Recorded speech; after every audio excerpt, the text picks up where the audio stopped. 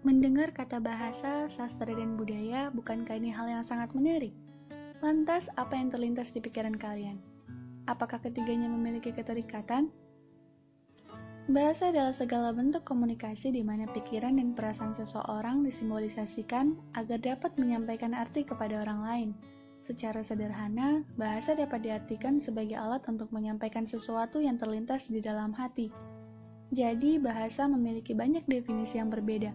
Ketika berbahasa tentunya sangat perlu disertai dengan etika berbahasa. Pepatah mengatakan bahwa bahasa adalah cerminan pribadi seseorang, karena melalui tutur kata kita dapat menilai kepribadian seseorang. Nah, dalam hadis riwayat Al-Bukhari, Rasulullah SAW juga bersabda, keselamatan manusia tergantung pada kemampuannya menjaga lisan. Jadi, bahasa bisa saja menjadi alat kekerasan verbal yang terwujud dalam tutur kata, jika kita tidak menjaga lisan kita. Sehingga budaya sopan santun yang lahir di tengah-tengah kita justru terlupakan. Nah, membahas tentang budaya dibentuk oleh banyak sekali unsur, yakni sistem bahasa, adat istiadat, agama, politik, ekonomi, maupun karya seni. Bahasa merupakan perwujudan budaya yang digunakan manusia untuk saling berkomunikasi, baik melalui lisan, tulisan, ataupun gerakan. Sebagai perwujudan budaya, bahasa dapat berperan dalam dua hal, yakni sebagai alat untuk berekspresi, berkomunikasi, maupun beradaptasi di lingkungan sosial, juga sebagai alat untuk mengadakan hubungan dalam pergaulan sehari-hari. Bahasa tidak hanya mempunyai hubungan dengan budaya, tetapi juga dengan sastra. Oke, sekarang kita fokus dulu tentang bahasa dan budaya. Dalam KBBI atau Kamus Besar Bahasa Indonesia, budaya adalah pikiran, akal budi, adat istiadat, dan sesuatu yang telah berkembang. Dan perlu kita ketahui bahwa budaya dapat melahirkan bahasa. Bahkan dengan bahasa kita bisa mengetahui kebudayaan orang lain. Loh, kok bisa? Tentu bisa. Misalnya saja, orang yang terdengar lekat dengan logat Jawanya, tentu kita sudah dapat menerka bahwa orang ini adalah orang Jawa. Inilah yang tertanam dalam pikiran kita.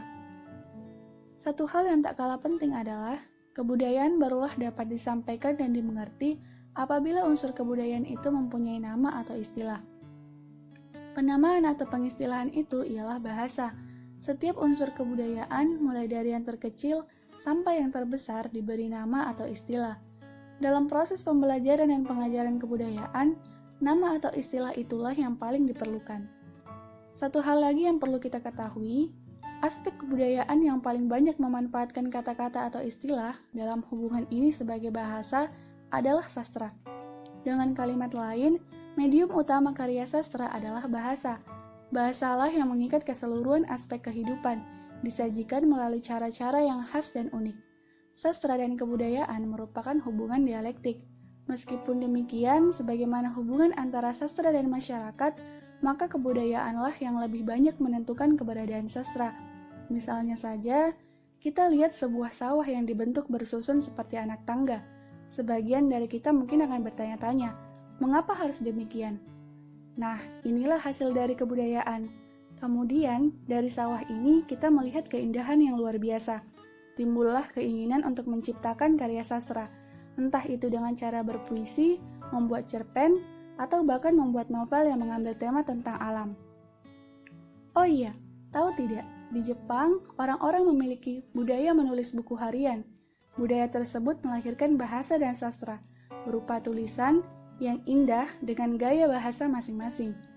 Maka dapat disimpulkan bahwa sastra ini merupakan proses kreatif manusia. Sastra terbentuk dari sebuah bahasa, dalam hal ini kata-kata.